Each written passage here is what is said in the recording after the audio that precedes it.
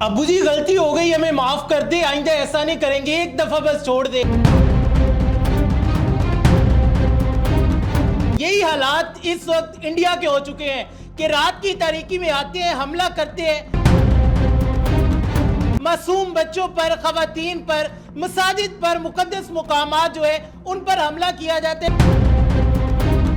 लेकिन जैसे ही Pakistan air force action में आती है, इंडिया के 3 राफेल जो है जिनके दम पे ये कहता था हम ये कर देंगे वो कर देंगे, वो डाउन हो जाते हैं। और ये सिर्फ और सिर्फ इंडियन राफेल डाउन नहीं हुए, फ्रांसीसी कंपनी जो दासू है, जो ये बनाती है, मैन्युफैक्चर करती है, उसके शेयर जो है 1.64% जो है वो भी डाउन हो गए।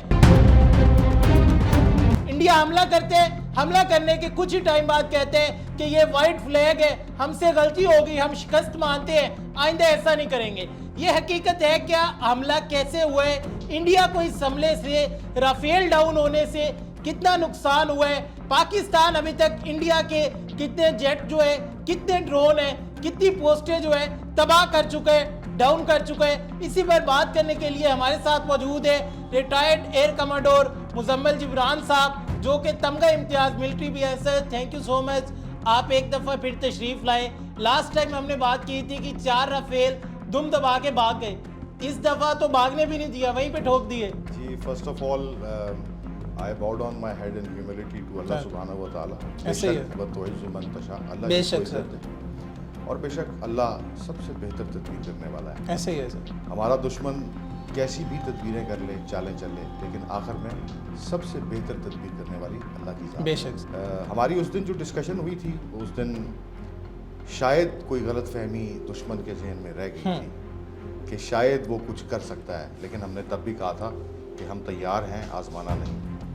मैंने उस दिन भी गुजारिश की थी कि एक हाई टेक जहाज़ इंडक्ट कर लेने से कैपेबिलिटी नहीं बढ़ जाती। ऐसे ही है बिल्कुल। मैंने उस दिन भी बताया था कि ऑपरेशनलाइज करने के लिए टैक्टिकल लेवल के ऊपर, उसके ऊपर ट्रेनिंग करवाने के लिए पायलट्स की, और उस जहाज़ का सही फ़ायदा उठाने के लिए अभी तक इंडिया उस चीज़ पे कादिर नहीं है।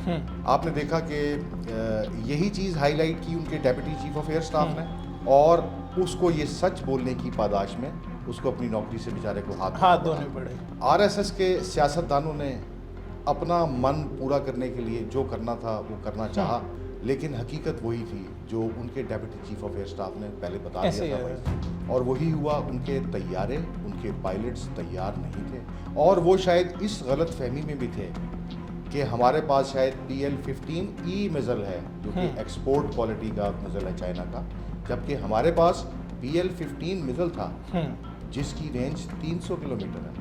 उनके पास कोई चांस नहीं था। वही हुआ जो फिर होना था। सर ये हमला बेसिकली हुआ कैसे है, कैसे उन्होंने जो लोकेशंस थी उन्हें टारगेट किया?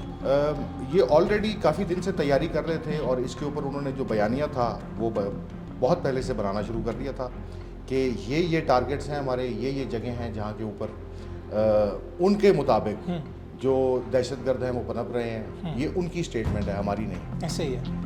उन्होंने उसके ऊपर प्रिपेयर करके, ऑपरेशंस प्रैक्टिस करके उसको टेक ऑन करने की कोशिश की, लेकिन फिर भी दिन की रोशनी में नहीं कर सके। रात के अंधेरे में फिर दोबारा मुंह छुपाकर ये हमला करने की कोशिश की। सर वो उल्लू रात को ही निकलता है ना, दिन में तो नहीं निकलता। उन्हें अंदाज़ा नहीं था कि वो किसको ललकार रहे हैं। ऐसे ही है। ठीक है, और उनके साथ क्या होगा। ऐसे ही है सर। और फिर जब उन्होंने हमला कर लिया, उन्होंने जानना चाहा कि हमारी तैयारी कहाँ है, हम किस काबिल हैं, तो फिर हमने पूरी रात उसका जवाब दिया है। ऐसे ही है। तकरीबन 40 के करीब पोस्ट उड़ाई गई हैं, ऐसे ही है, जिसमें कि पाक फौज के शेर भी हैं और पाक फ़िज़ाइया के शाहीन भी हैं। ऐसे ही है। सब ने अपना अपना काम बिल्कुल किया ऐसे ही है सर। और दुश्मन को एक मुंह तोड़ जवाब दिया है। इसमें कोई शक नहीं। मेरा ख्याल है कि इसके बाद उनके लिए कोई रास्ता नहीं है इसके अलावा, जो उन्होंने कुछ पोस्ट के ऊपर सफ़ेद झंडे लहरा दिए, ऐसे ही बस कर दो, बस कर ऐसे ही दो, अब और नहीं।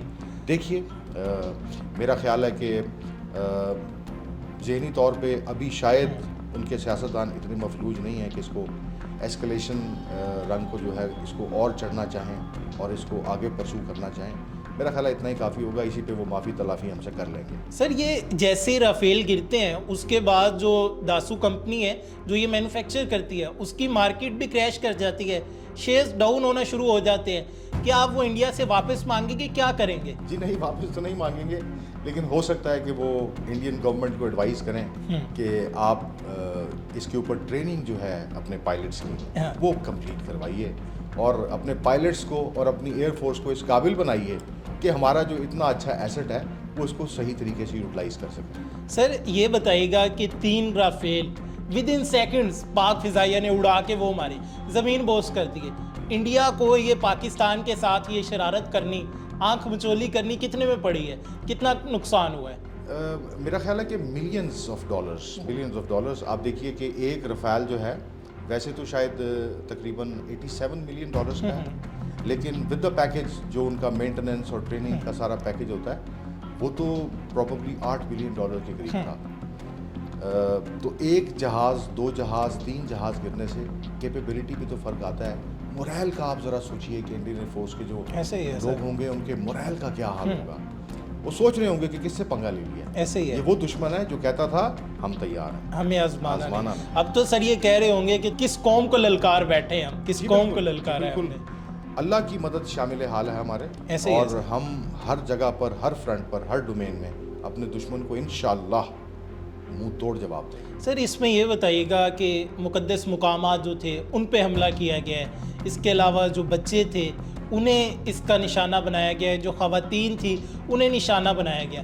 क्या ये एक बहादुर दुश्मन की निशानी है? ये एक बुज़दिल दुश्मन की निशानी है, लेकिन जो मेरी अंडरस्टैंडिंग है, क्योंकि इंडियन मीडिया और इंडियन गवर्नमेंट ये एक नैरेटिव बहुत देर से बिल्ड कर रही थी कि ये जगह हैं जो कि उनके ख्याल में, उनके मुताबिक दहशतगर्दों की पनाहगाहें हैं, सेफ हेवन्स हैं।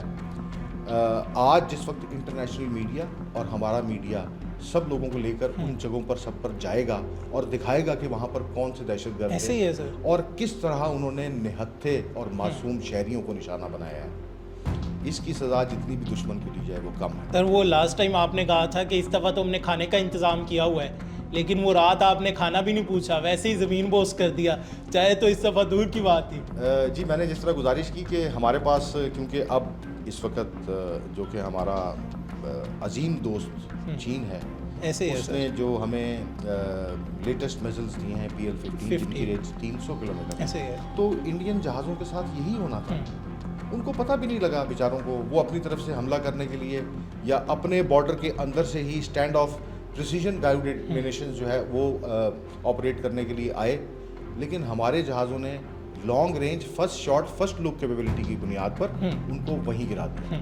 जिस वक्त इन्होंने ये ऑपरेशन शुरू किया, जिसको ये ऑपरेशन सिंदूर कह रहे का हैं, नाम देते हैं, तो 2 राफेल तो उसी वक्त, उसी ऑपरेशन के दौरान ही, जिस वक्त हमारी एयरफोर्स ने, हमारे शाहीनों ने देखा कि ये हमारी तरफ बढ़ रहे हैं या ये कुछ कर सकते हैं, तो हमने वहीं से अपना एक्शन पूरा कर लिया और इनिशियल ऑपरेशन के अंदर इनके 2 राफेल गिरा दिए। इस वक्त की सूरत हाल ये है कि मेरी मालूमात और इतलात के मुताबिक 3 राफेल गिर चुके हैं, एक MiG-29 गिर चुका है, एक Su-30 गिर चुका है, और एक और जहाज़ की भी अनकन्फर्म न्यूज़ इस वक्त आ रही हैं। और ये हम नहीं कह रहे, ये इंडियन मीडिया खुद कह रहा है इस दफ़ा खुद तो। कह रहा है। इसके ऊपर सबसे जो पहले जो ब्रेक की थी न्यूज़, ये वो ब्रिटिश मीडिया ने की थी कि राफेल डाउन हो गया, ऐसे ही है। जिसके बाद से उनके शेयर्स दासों के गिरने लगे। ऐसे ही है। इसमें ये बताएं कि आप क्या देखते हैं, अब राफेल दोबारा पाकिस्तान का रुख करेगा, जो पहले ही 3 डाउन करवा चुका है, दासू की मार्केट भी उन्होंने क्रैश कर दिया है, कंपनी भी सोच में बैठ गई यार